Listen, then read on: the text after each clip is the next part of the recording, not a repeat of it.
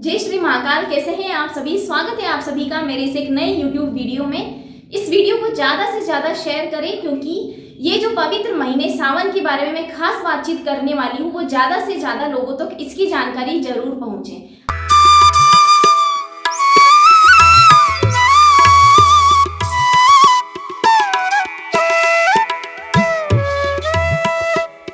हालांकि कई लोगों को पता होगा लेकिन फिर भी मैं बताना चाहूंगी शुरुआत में ही कि सावन का जो महीना है, ये जो पवित्र श्रावण मास है, ये भगवान शिव और माता पार्वती को समर्पित है।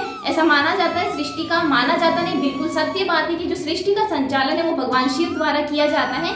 तो इसीलिए सावन का जो महीना है उसका हर एक दिन बहुत इंपॉर्टेंट है, बेहद खास महत्व है। लेकिन फिर भी मैं बताना चाहूंगी कि जो सोमवार और जो मंगलवार है, ये दो वार बहुत ही खास माने जाते हैं। ऐसा माना जाता है कि सोमवार के व्रत करने से, जो भी लोग सावन के महीने में सोमवार के व्रत करते हैं, उनकी वैवाहिक जीवन में हमेशा खुशी बनी रहती है। जिनकी शादियों में डिले हो रहा है, थोड़ी सी किसी भी वजह से देरी हो रही है, तो माना जाता है कि 16 सोमवार जो व्रत शुरू होते हैं इन सब शुभ कार्यों के लिए, तो वो इसी महीने से शुरू किए जाते हैं। कई लोग साल भर इंतजार करते हैं कि हम सावन महीने से ही 16 सोमवार व्रत की जो शुरुआत है वो करेंगे। अब इसके साथ साथ में मंगलवार का जो व्रत है, मंगलवार के व्रत के लिए माना जाता है कि जो माता पार्वती है उन्होंने बहुत कठोर तपस्या करी थी भगवान शिव को पाने के लिए, इसी महीने में करी थी। और इसीलिए मंगलवार के व्रत को मंगला गौरी व्रत के नाम से पूजन किया जाता है। और श्रावण मास से ही माना जाता है कि शिव और शक्ति का जो मिलन है वो आरंभ हुआ था। देवताओं और दानवों के बीच में जो समुद्र मंथन हुआ था अमृत पान के लिए, वो भी सावन के महीने में हुआ था।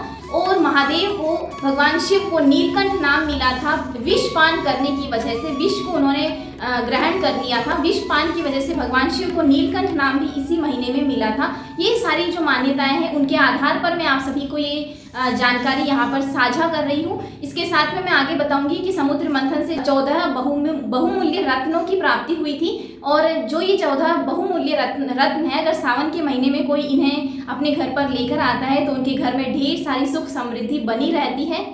और इसके साथ में एक ये भी खास महत्व है कि जो प्राकृतिक रूप से चीज़ें बढ़ती है, यानी कि नाखून हो गए, बाल हो गए, ये हम नहीं बढ़ाते, ये प्राकृतिक रूप से इनका विकास होता है। तो सावन के महीने में बालों को नहीं काटना चाहिए और नाखून नहीं काटना चाहिए। और अगर मैं पुरुषों की बात करूं तो वो भी अपनी जो भी शेविंग वगैरह है वो सावन के महीने में उन्हें नहीं करवानी चाहिए, क्योंकि जो प्राकृतिक रूप से जिन चीज़ों का विकास हो रहा है सावन के महीने में इन्हें काटा नहीं जाता है। क्योंकि किसान इस महीने में बहुत खुश होते हैं, बारिश होती है सावन के महीने में, बारिश का भी एक अलग अपना एक महत्व है। इसी वजह से जो प्राकृतिक विकास वाली चीज़ें हैं उन्हें इस महीने में नहीं काटा जाता है।